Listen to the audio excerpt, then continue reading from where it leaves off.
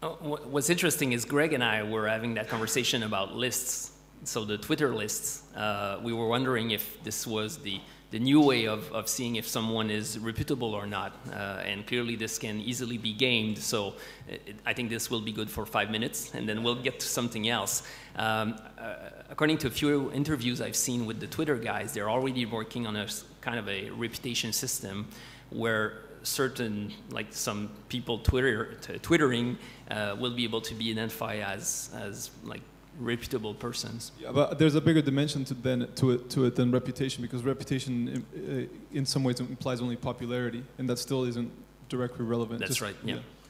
But isn't that an opportunity for the editorial voice of like a BBC or someone else to go, this is the person in this neighborhood or this area or in this type of, you know, I mean, again, food is a good example. If the food's gone blogging, so I mean, there's the professional journalists, but then there's all the food bloggers. So, you know, is there a way to then bring that back into a branded BBC A&D to sort of put a stamp on it?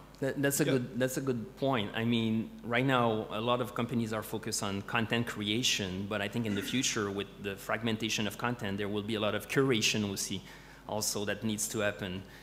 So aggregating content from the outside and then putting your stamp of approval, your brand, on some of that content.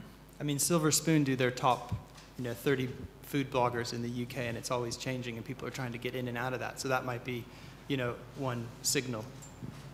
One of the things that I think is missing, and it's probably just one of my things that I try to push, is the nano publisher. As in, if I as an individual curate a number of things together, and therefore I'm an expert using the food blogger or food microblogger, so I'm this foodie expert, I should say, for example, be able to use a platform of Facebook, but if I drive advertising and revenue, I, as that foodie blogger, should have an opportunity to earn money from the platform. And so that's the idea of the nano publisher.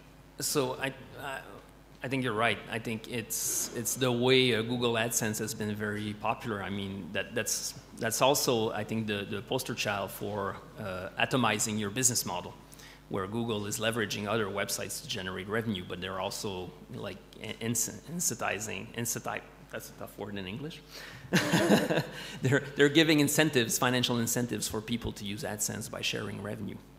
Although it's not very transparent, but still good.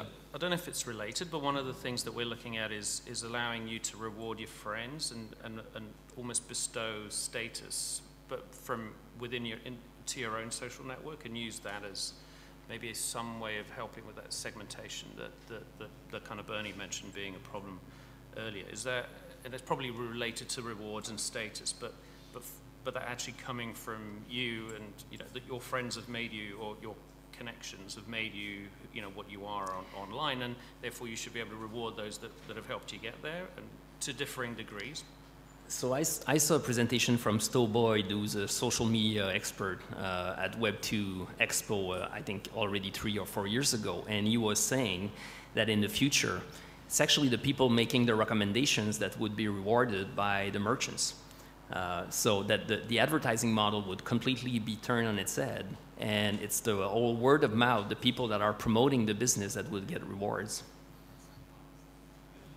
I think, I'll stand up. I think it's a really dangerous assumption, coming back to what you just said about the reward systems and popularity and people giving respect on social media sites. It's a really dangerous assumption to say that communities can't decide who's good at doing something. And I think the last kind of organisation that people who are on user-generated websites want to see editing their content is someone like the BBC. That's why they're not on the BBC. Nothing against the BBC, obviously, but if you're on a user-generated website on a social network and you've added 400 reviews of something and you've given your opinion 400 times and you put that work and effort in it, for an editorial hand to come along and say, oh, that's good, or oh, that's bad, you're off out the door the next day. And I think if you can't give the community the credit to say that's good and that's bad, and for them to build up some kind of network like you do get on eBay, it's not all about popularity. Twitter works in a popularity way, but if you just go a little deeper into the small tribal social networks that you get on the big platforms, then you find these things where people are saying, oh, thanks very much. And it's up to you, as someone who looks after that platform, to take one step back, but give them the tools to give people the right kind of recommendations. It's not about putting a massive editorial hand into something and saying, oh, well done, here's a medal. I think that's a really dangerous assumption to make. Sorry, just before you guys answer, just follow on from that. I don't think it's right to take away the community feedback, but what would be really helpful is to sort them into certain demographics. So, I mean, TripAdvisor does it very well. You'll have 200 reviews of a hotel, but you'll look for ones that say this is one for families with young children, or this is business professionals. So you can see who you're mostly likely going to be comparing yourself with. So you don't actually say these ones bad or these ones are good. You just sort yourself into the same demographic as those other people.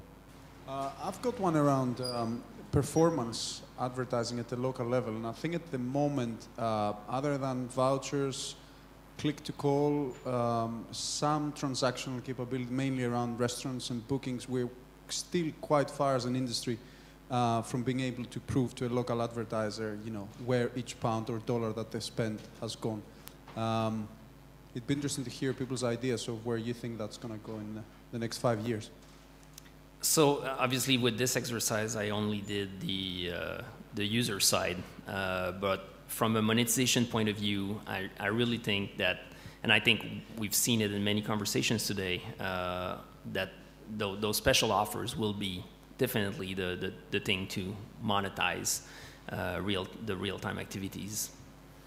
So, but I think it always comes back to, I think what you, Greg, was saying, were saying earlier. It's always about monetizing local and Salesforce, and how do you go about doing that? Well, I would say, I know you've got a question. I would say about this point and kind of what it implies, that what we've seen over the last several years is that there isn't one size fits all for the local market. I mean, there are some conventional notions that have been proven out. It's easier to sell with a Salesforce that reaches out than it is to rely on self-service. But I think there'll be a variety of business models, some performance-based, some fixed fee and subscription-based, and that there's lots of diversity at the local level, often vertical segmentation, life cycle of the business segmentation. So we can't say one model is going to prevail. I think that's what the history has shown us. Well, I mean, back to the one thing you did have in there, the sort of open business model, distributing your business model, that's probably one of the key features, is to be able to make it so that other people can package up your media content as the media owner of the future. So you may want to monetize it yourself, but you need to allow other people to monetize it as well. That's probably one of the features of the future. From the atomization of your business model, I've been saying for 5 years that I think it's pay-per-call. That's the model, like how to atomize your business model. Pay-per-call hasn't taken off as much as I would have expected it, but I still think that's the easiest thing you can atomize and send to other websites, that phone number, which is the trigger that small merchants are looking for. Yeah, but at the same time, sorry, I have a second go ahead. We all have businesses that we drive like users to local businesses offline, right? But unless they do make the call or they make the booking, we don't have a way of proving to the advertiser that they've done that. And there's only certain kinds of businesses that you will call or you're going to book, right? So is there something else perhaps? Well, I would say welcome to the Yellow Pages world, where they're struggling to prove the value on certain traffic driving methods.